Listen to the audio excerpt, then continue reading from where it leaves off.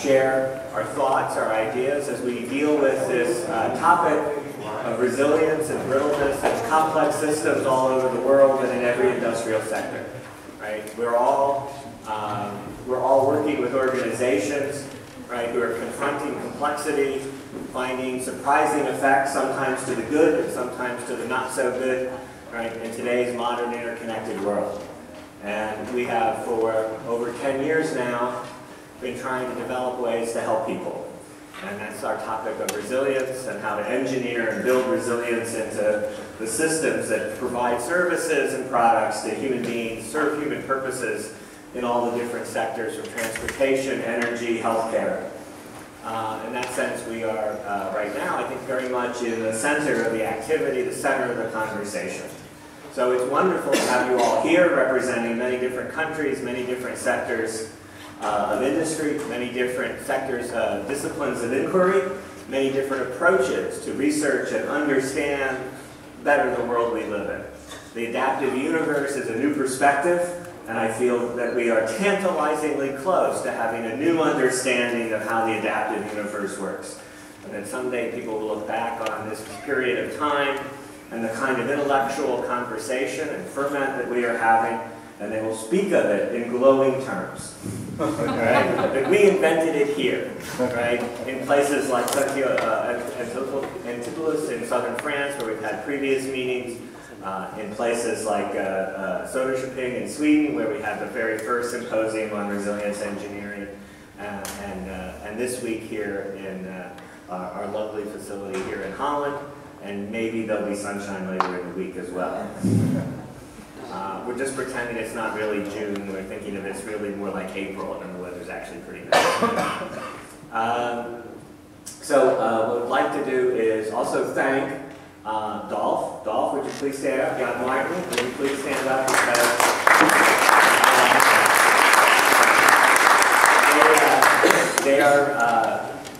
They did many things, but in particular, we're thanking them right now for the work they did in creating the Young Talents Program.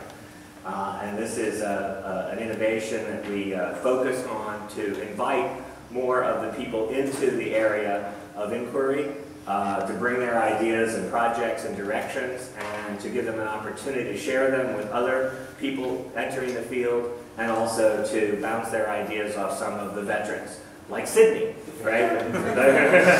And of course, Sydney is still coming to grips with the fact that he's a veteran over 40 now. I remember when you were bright-eyed and innocent. So we'll have an opportunity for those people to share their ideas and get some feedback from many of the veterans here in the group. We also have the program of workshops today to explore some of the topics that we've matured where we can have workshops and focus in on particular topics, techniques, examples over the course of the day. And the workshops are all laid out in your program, I think, very clearly for you to find the ones you're interested in throughout today, and use those as a platform for discussion and a platform for assessing sort of our baseline as we move into the rest of the program, where we'll explore, I think, some newer ideas, newer directions, newer results, newer projects. Often, I think, ones that are really critical in terms of the future of effectiveness and safety in worlds all the way from aviation to healthcare to offshore oil and other areas. And of course, extreme weather. Right? Extreme weather is our friend, right? Because it reminds everyone that systems are quite brittle in our interdependent age, and that things can cascade and surprise you, and all of a sudden things that you were dependent on go away, and all of our fine modern world all of a sudden crumbles around us in various ways. So with that, Johan has a few things about the logistics today and some other aspects of the week. Well, welcome in Soesterberg. It's close to my hometown, so I'm particularly glad to have you here in the environment and have you enjoying something about the environment I live in and love so much. But for today, I would like to point to several practical things in the first line. In your program book, you will find all the information you need for this week. So if you look back in the back pages of the program, That's all you would like to know. Important is, as I sent you a message on, is that we go paperless as much as possible, and that means that through Wi-Fi connection, which is quite good here, you can enter to the symposium site, and in the last page you can find a sticker with the password. So if you need any possibility to have a download, there's a computer available at the lobby, so please use it and ask somebody to help you on that. You can put it on the USB stick. If necessary, we can print one for you if it's not going well. But for the remainder, I hope you have the stuff with you to download necessary papers if you wish to. But if not, contact me for assistance. Well, the grid for today's layout of rooms is quite easy. For today, as all slides will show you, and the colors are connected with it, and also in your program, which guides you to the rooms for the coming days, is that we will work in this room and several rooms downstairs straight ahead of the doors over there, which will be the Young Talent program and the second track of workshops over there. And you will find all information on the doors like this slides show you. So that's all for you to find your way. For those who would like to present PowerPoints and haven't sent it to you, perhaps Rafael, you can stand up. Well, he is the guy which helps you to deliver you from your stress, so he is the guy. I'm taking the stress from you, and I'll end up the stress myself, but that's it. Okay, so if you can put down all your PowerPoints this day, so next day, to the computer that you would like to work, then you can help you on that. For now, if there's any questions, please contact me or people at the reception desk. And then for those who would like to have a dinner today and tomorrow, that's on your account, but you can eat a good meal in the Contacte Continente. But please make it known to the reception of the Contacte Continente so they know how much to cook, and there won't be effluent to waste to go to throw away, which would be a pity. And then of course Wednesday we have the symposium dinner with a cocktail.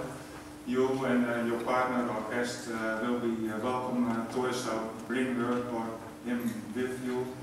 And if you have not already bought a ticket to cover the price for that, please to contact the reception desk for that.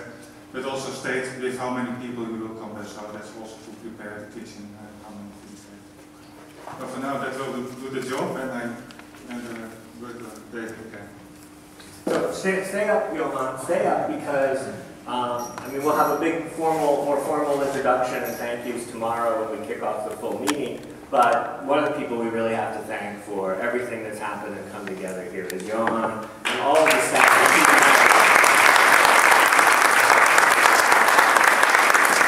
All of the staff at TNO who contributed to allowing us to come to this wonderful, friendly country and explore all of the good Flemish beer.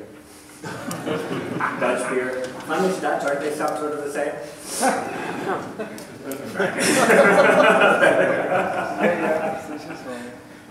So we do know the best place in Amersfoort. So if you want to know where the good beer is, we've already tracked it down. That's the important thing. So thank you very much, Johan. We really appreciate everything you've done. So resilience is resilience engineering crosses many borders and boundaries. It's not from one place. It doesn't depend on one idea. Really, we're in a shared journey. And a little ironic, given the altitude variations in Holland, to speak of climbing some uplands, climbing some territory that we don't completely understand. We can see it a little. It does fit here because it's a little bit shrouded in some gray and rain, perhaps, right? We can't quite see what the territory looks like.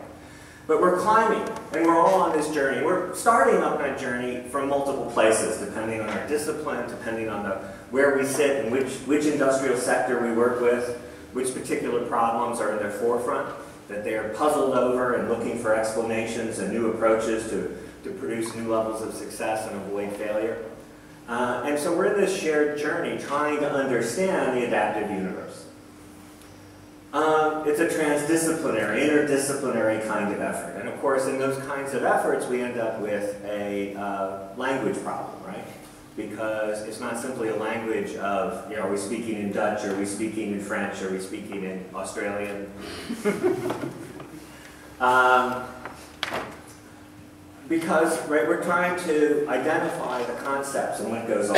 So we often find words, we find the same word being used in different ways to express different ideas, and so it gets a little confusing. Sometimes we're referring to basically the same idea, but because of where we come from, we use different terminology.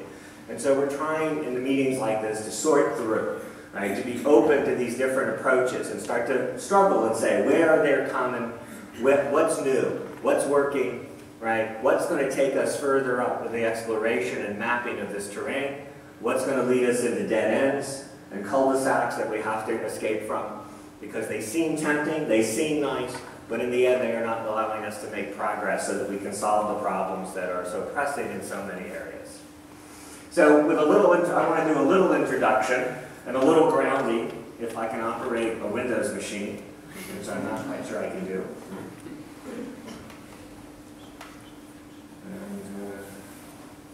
There we go.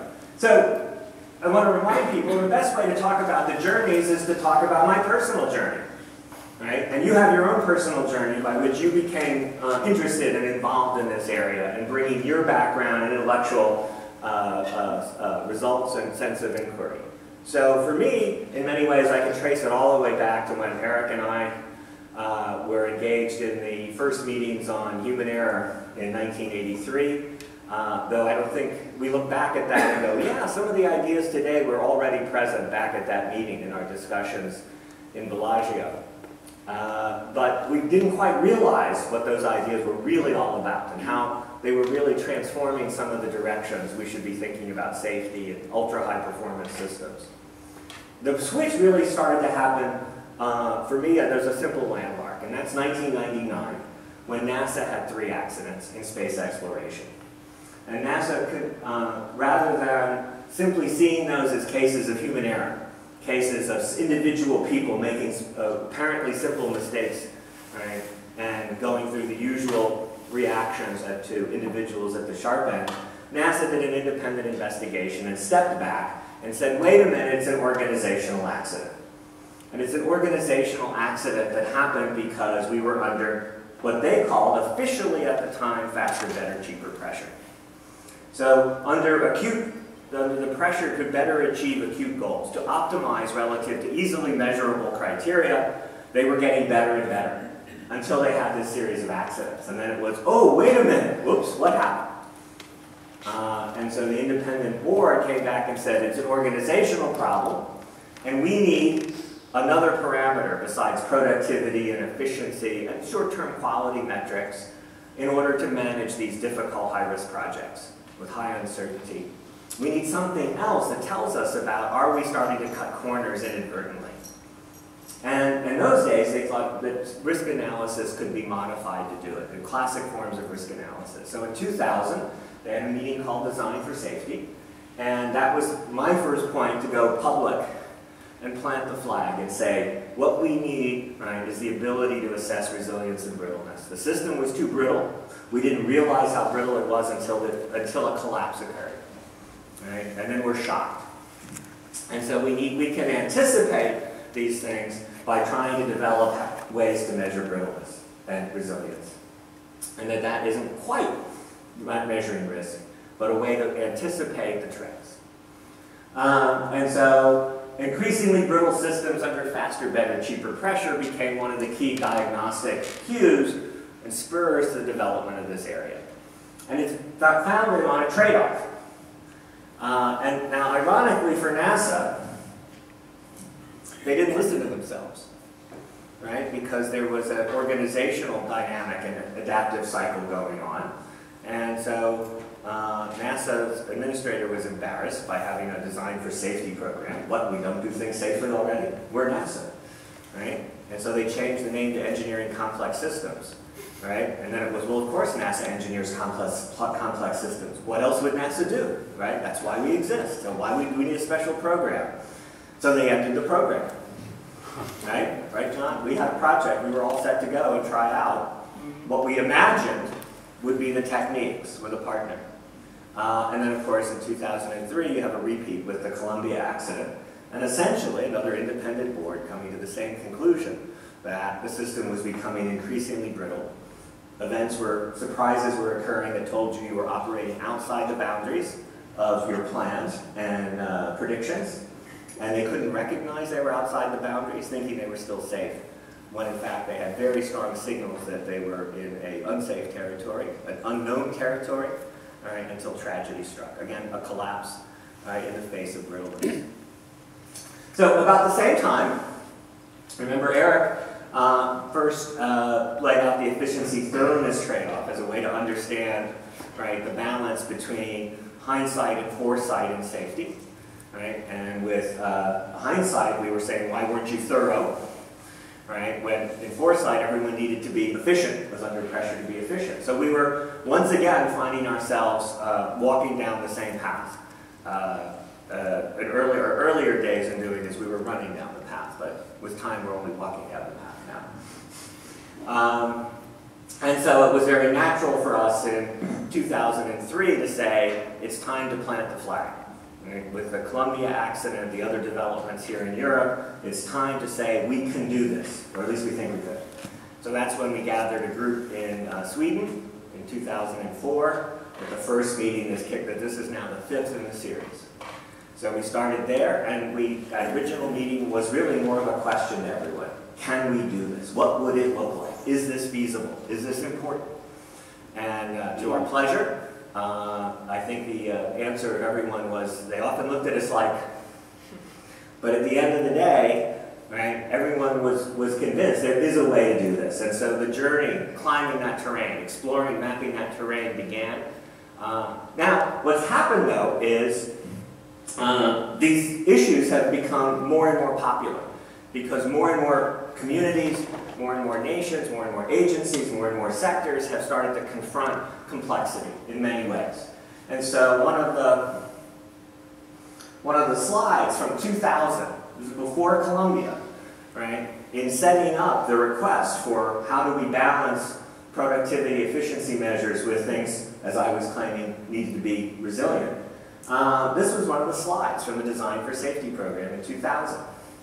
Right? NASA's in a changing environment under new performance demands and resource pressures, driving down costs, shorter, more aggressive schedules, new partners and relationships, new roles, erosion of traditional skills, heightened public interest. Right? Well, right, we can write this for every sector, every organization. We can rewrite this. Last year, the head of one of the international surgical societies wrote out a thing about how surgery is confronting complexity. And I could take all the words from it and map them directly onto this slide from 13 years earlier. Right? This is the world we live in. This is the problem and challenge we're trying to solve. Now, yeah, and there it is. These are all words from their trend talking about it in the healthcare sector. And this quote, responses are continuously demanded in a work environment increasingly more complex with greater innovation beyond our capacity to document and validate. So the good news is, right, we're all here, resilience is popular. The bad news is it's really hyper-popular. I mean, I knew we had a wave, and I knew we were catching it pretty early. I didn't realize how big the wave is and how hard it was going to be to stay on it. I'm not the best surfboarder in the world.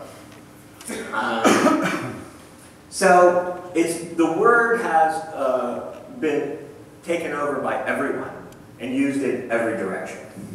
So how do we make any sense of it? And as always, you see the kind of engineering mentality that comes back and says, right, let's define it first.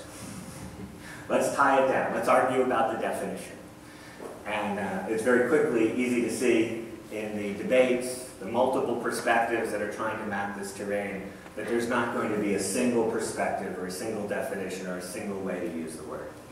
It's too good a word. It's too juicy a word, and I don't want to lose it, that it becomes, too diluted because we use it in so many ways.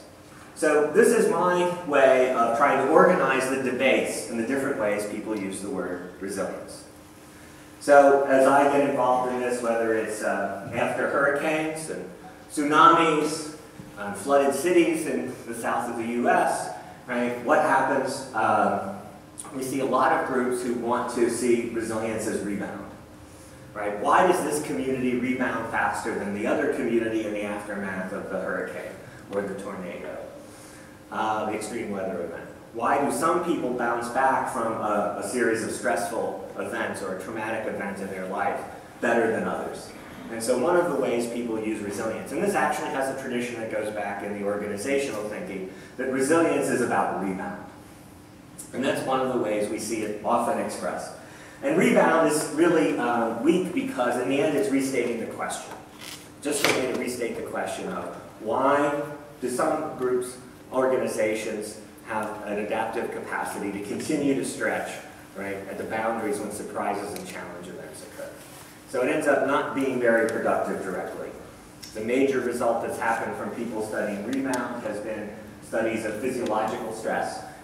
Right, and that's the finding from a colleague here in Holland, Martin Scheffer, at the environmental scale, where you can look at some people who study human physiology, human stress systems, and what they see is that as you experience stress, you can see a decline in how fast the system recovers. And if you see a slowing in recovery times, right, you can see that the systems are exhausting their capacity to adapt to challenges. So they are able to adapt, they're able to accommodate them, but they start to exhaust their resources. And so it actually turns out to be better thought of as one of the other complexity or complex adaptive system ways of thinking about resilience. The second way people use resilience, again, I'm not trying to say this is exhaustive, but these are 4 families that we can identify out there. The term is used in different ways. The second way is the equivalent of robustness, right? That if we're resilient, we're robust to perturbations and disturbances. And the key issue there is that confounding robustness and resilience really is a mistake. Again, it's an old mistake. It goes back to the beginnings of the socio-ecological movement. And it's a natural way to try to explore this territory. But it turns out to be one of the dead ends that we have to get beyond. And the reason is that the robustness stuff is already well defined in engineering. We already have robust control systems as a technical area in control engineering. You can take classes in it, there's books in it, but there's a catch in it.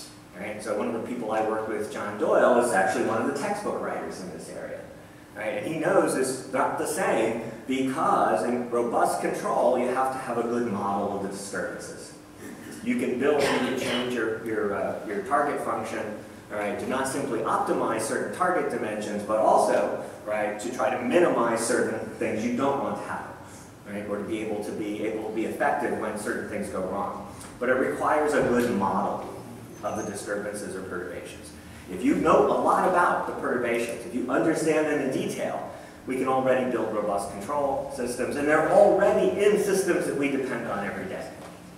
Airplanes have these mechanisms in some areas. So it's an area where we're already successful. It could be expanded, but it has a catch because remember in the NASA case and the other cases that bring us together, motivate our industries and organizations, it's driven by surprise, where we can't anticipate in detail the exact shape and nature of the perturbations and disturbances we're facing.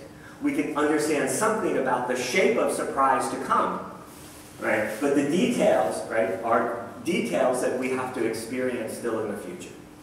How are we able to respond when we know something, but not everything about these situations?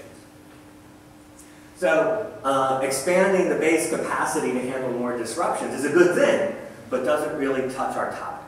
Because our topic is really what I meant in 2000.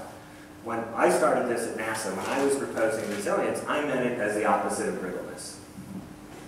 Right? So the systems are too brittle, right? And then we should be building resilience, which is the capability to stretch at the boundaries. There's always boundaries because all systems have finite resources and live in an uncertain world.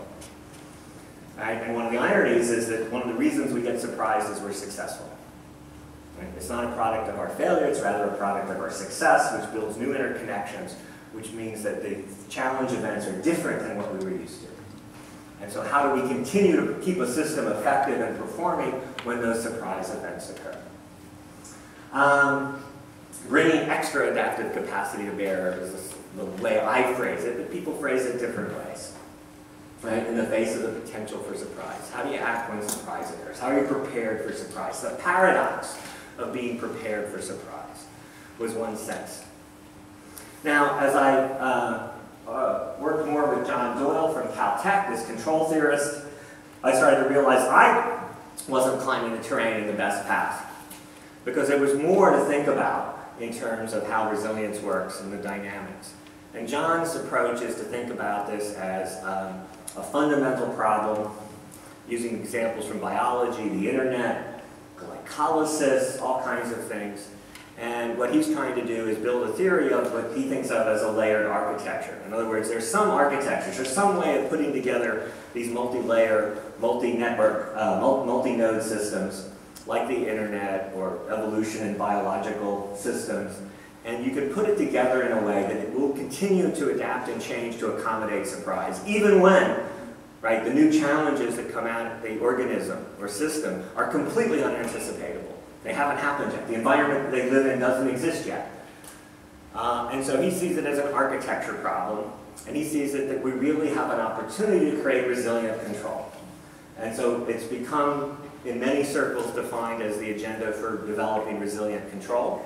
And there's another series of meetings that have happened in the US over the last 4 years focused on this with infrastructure. It's also in the US called cyber physical systems. Again, we have a label soup here. A lot of people using different labels to point to the same thing, or almost the same thing, just to maximize the potential for confusion as we talk to each other.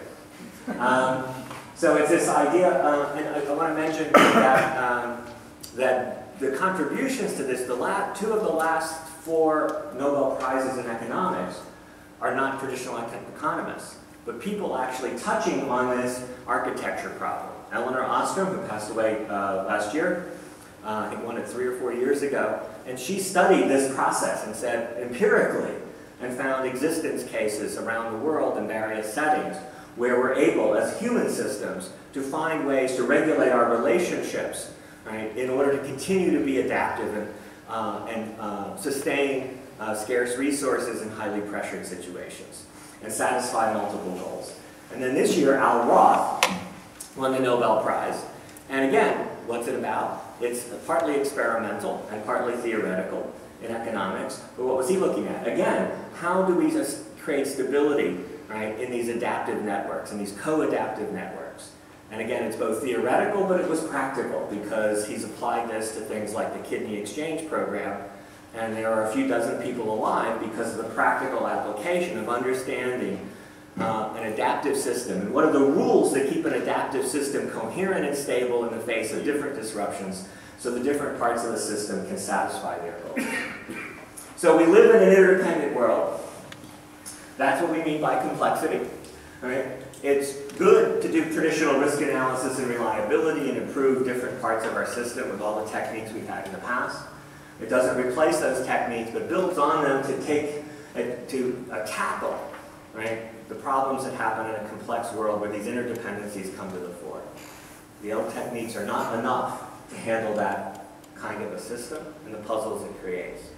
So we're here, right, to continue that line of inquiry, to continue the mapping process, to continue the journey to understand these lands. It will be tenuous at times.